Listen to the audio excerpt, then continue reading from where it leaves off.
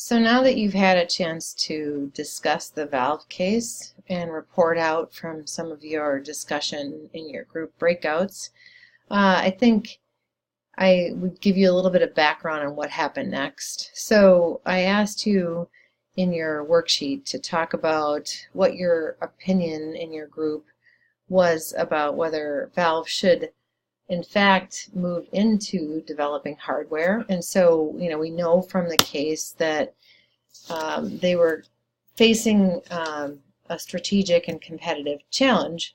So this isn't uncommon. The industry's changing. Valve developed itself as a PC-based gaming platform, and the products being PC gaming. And kind of over Valve's history, the entry of these console games showed up in Valve's, Valve's games were not necessarily going to be open, or these consoles weren't necessarily going to be open to Valve's games. And there was sort of a shift in consumer interest in having gaming be a social activity where people were present with each other, maybe in their living room. So Valve was facing a challenge, and that happens in many of our industries, that we construct our organization and we design the organization, we create a structure that supports the activities to generate a product that is successful, but when industries change or there's competitive challenges, that may no longer be sustainable. And so Valve was facing, at the end of this case, these decisions about what to do about hardware. And should they move into the hardware space? Should they think about what kind of a challenge they should make to the console gaming? And if we think about sort of three possible alternatives, remember, in decision making, we want to try to have multiple alternatives to look at. We could have on the left-hand side here, it would be perfectly reasonable to think that this isn't a good idea at all, that this is not a capability of Valve. It's not something they know how to do. Their success model is built for very different activities, right? The idea of identifying a creative idea, bringing people together, people who are coders, but also artists and people who are story developers, the kind of skill set you might equate with movie making, or some other kind of entertainment making.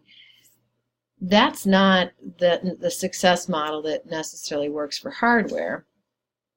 And so when we think about doing, going into something that's very different than what's our core competency, that could put our success at risk. However, we have plenty of examples in history of companies that, started out doing one thing, faced a challenge and weren't able to successfully adapt to the changing competitive landscape, and eventually went bankrupt, went out of business, failed to cease to exist, etc. So, should they just be focusing on the next big game and trying to kind of stay the course? Would be one possibility. On the other hand, you might say, hey, the world is changing, and if we don't adjust to it and we don't figure out how to adapt to the changing preferences of consumers, we may not have anything to design games for anyway. So if you put yourself in that camp, then there's still at least two different, sort of opportunities or options to consider. One is, do you create hardware yourself? This is the make idea of make or buy when we think about organizational boundaries. And so, the customers really have been asking for this, and they want a way to play these games together that would be kind of equivalent to playing things on Xbox or Wii. They were starting to lose the opportunity to sell in their traditional ways and to distribute their games in a certain way. So they were starting to get locked out of proprietary software and hardware. And, there was a move to different types of platforms, including mobile devices and other things, not just PC-based. So, if we're thinking we're going to do this, well, one thing is maybe we wouldn't want to go outside because contract manufacturers don't know Valve.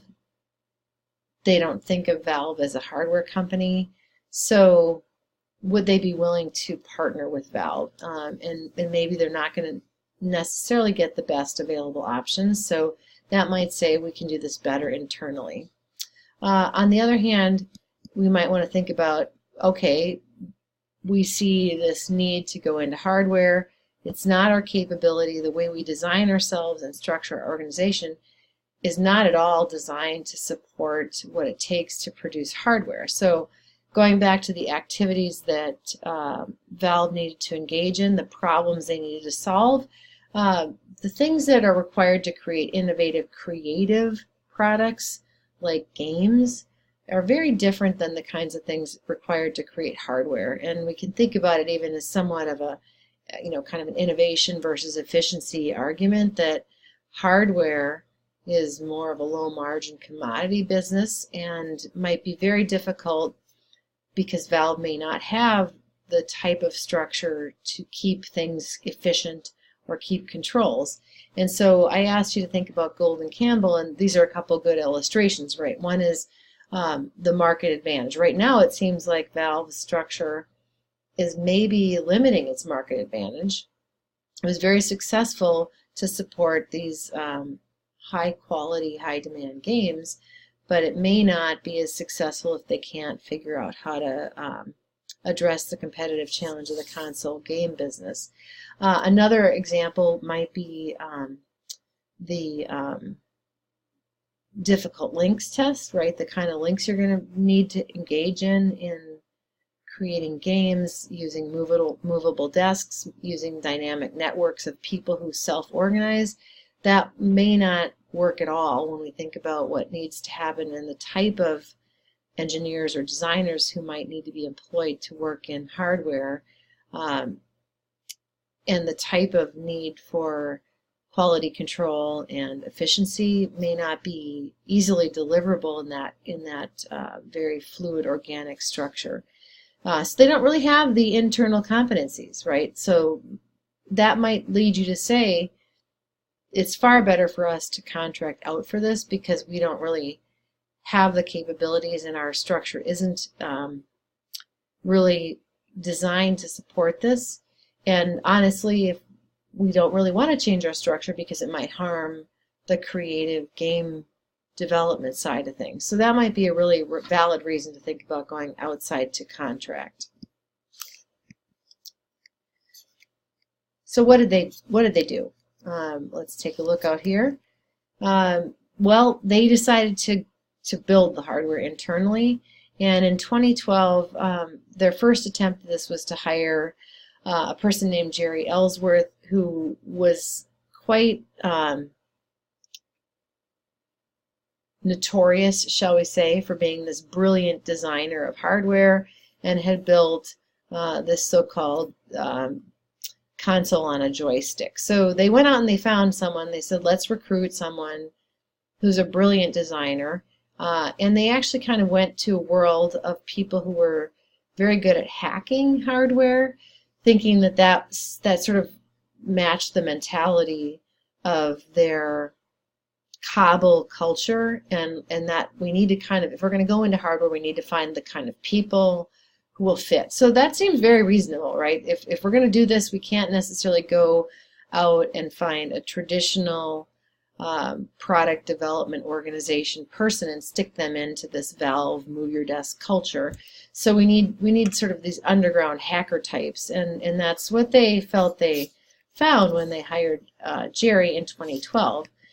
But then that didn't last very long, and on February 12th, she and essentially a group of 24 people that had been hired and brought in to be this sort of hardware group were all fired. And in kind of the aftermath of that, Jerry spoke up publicly, and he says, well, we've all seen this Valve handbook, but you know what, that's kind of an idealized view. Sure, that's true, there's a pseudo-flat structure, and when you're in these small groups, these cabals, of course you're making decisions together. But this is quite fascinating that she says there was a hidden layer of a powerful management structure.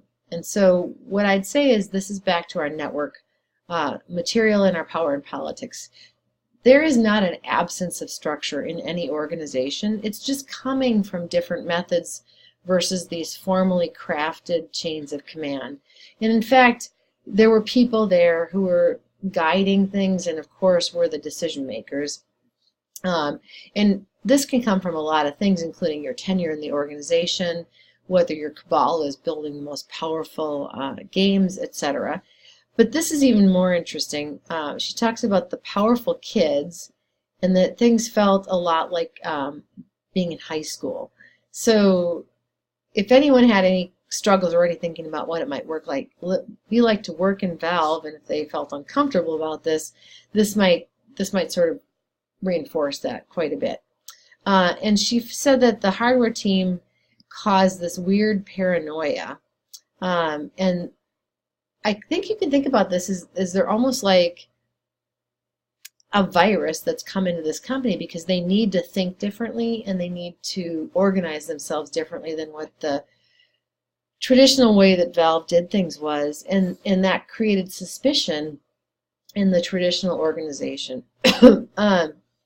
And she said she was really quite frustrated, and people eventually called her abrasive, but this can exactly be what's happening in an organization that's going through change. In our last class, we'll be talking about change management, and if somebody's coming in and saying, hey, this old way of doing things isn't going to work, or it's not going to work for this new product we're trying to do, that can sort of quickly be rejected because it's the new or the other or the different. So they tried to design hardware internally, and they brought people in they felt like would match the culture in this kind of hacker sphere, hacker space, and it didn't work. And they fired the whole group of people that they had brought in to start the hardware development.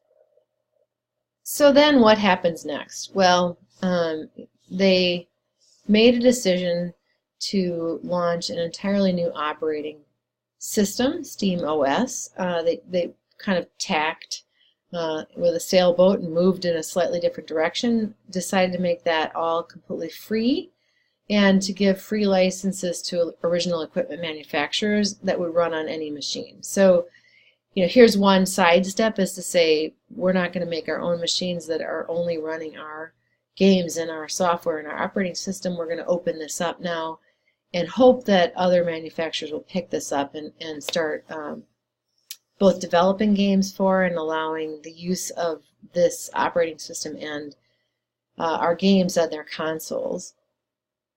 They also ended up designing dedicated consoles to run their operating system. They created 14 different Steam systems, but then they ended up moving out to do a contracted outsourcing approach to this by third-party original equipment manufacturers and continued to license the Steam operating system for free. And then they did stick around and do some hardware development themselves, but in peripherals. So the Steam controller kind of could be equated to something like a keyboard or mouse, but would kind of interface with Valve consoles and other consoles, and it was manufactured and distributed by Valve. So they abandoned trying to create the game console itself.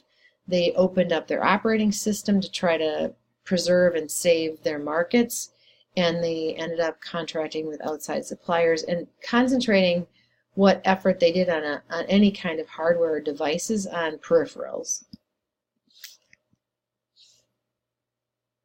So if you think about challenges, as in their own words, they commented that our partners would freak out because there's nobody at Valve. So if we think about challenges of designs, when you're trying to partner with an external supplier and you don't have job titles, you become a very strange place to try to connect to and work with. If you don't know who you're supposed to talk to, it creates ambiguity and uncertainty and inefficiency in those processes. So it's very interesting that they continue to resist creating those kinds of job titles even when they have the need for it to cross the boundaries.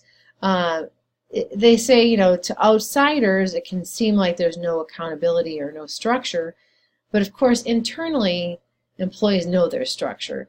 but it's being delivered through norms, it's being delivered through expectations and values and learned behaviors about how you interact. It's not being delivered through formal rules, formal chain of command, etc., but the structure's still there. And they said, we're still learning what's working at Valve and what's not working, and in the end, they had to have some changes because of their need to go into hardware, and they had to figure out how to adapt the Valve approach to things, but also to be able to communicate with and interface with these external parties to develop the hardware. And they talk about their ongoing opportunities. They say even as we become more of a hardware company, we still want to be innovative, agile, and able to serve our customers, but we're wrestling with the realities of physical manufacturing. So it shows us again that there's this need for fit with structure and strategy and the core activities of the company. And sometimes some of those activities are not compatible with one particular way to organize and structure. And I think this case can show us a little bit of those boundaries in the readings of flat organizations or flat hierarchies and places where this could be difficult to implement. In a final note I'd say about this is we should not, however, conclude that these sorts of unique designs can only work in highly creative spaces or small organizations. So I encourage you to look around and see if you can find examples of larger companies in maybe what might be thinking of as more traditional industry spaces where we would see flat designs. And one really good one to take a look at is W.L. Gore, G-O-R-E, famous for Gore-Tex, the breathable waterproof fabric, but they make many, many other things, and they're basically a chemical company and a materials design company, and they are completely organized without titles or hierarchy. So go take a look at their organization. They're very large. I think they're at least 8,000 employees, and they have been successful over many years having an organization that's unlike what most of us work in. So these types of unusual or new or different designs and structures of organizations can be very effective, but they require either a very strong vision-focused founder who develops a culture and a set of substitute processes that take the place for what we usually think of as the formal elements of structure, like job titles, job design, divisions, units, and chain of command, for example. So to finally conclude here, if we think about leaders as architects who design organizations, a challenge they're going to face and you're going to face is how do you make sure that the organization can do new required tasks. So in case of Valve, very different tasks and activities required to create hardware versus software, and the demands of what hardware requires in terms of maybe lower margins and maybe commodity-like products take a different set of management of those activities.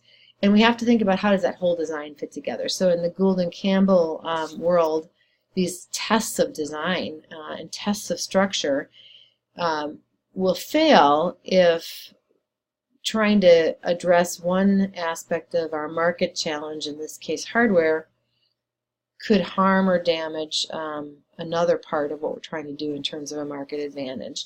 And these are challenges that we're going to have to face in any organizational design, and things to think about why, when you experience restructuring, what's happening and what activities are trying to be preferred over maybe what had been done previously before the restructuring. So hopefully lots of food for thought, but that's sort of the epilogue of what happened in Valve and Valve's choice to move into hardware.